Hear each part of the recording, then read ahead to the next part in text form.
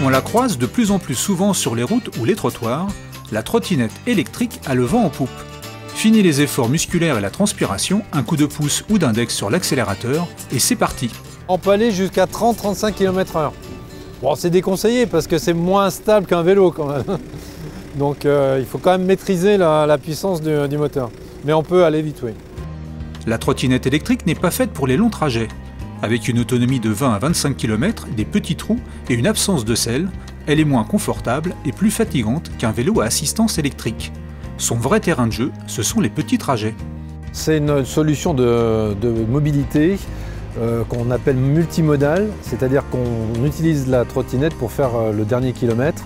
Avant, on peut emprunter le métro, le train de banlieue. Voilà. Donc on a la possibilité de plier la trottinette. Elle fait en général entre 10 et 12 kg, donc ce qui permet de l'emmener un peu partout. Côté prix, les bons modèles se trouvent entre 700 et 1300 €. Des variations de prix dues à différents éléments de confort, mais avant tout à la puissance de la batterie, comme pour ce modèle haut de gamme.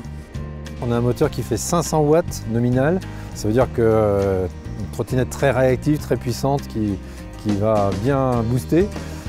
Des freins à disque, des roues gonflables, donc qui assurent une bonne qualité de confort en roulant. Et puis on a un système d'éclairage assez puissant, donc qui permet là aussi, par souci de sécurité, à la fois de voir et d'être vu quand on est sur la voie publique. La réglementation concernant la trottinette électrique est encore floue. On peut rouler sur une route ou un trottoir en toute légalité. Le port du casque n'est pas obligatoire, mais vivement recommandé.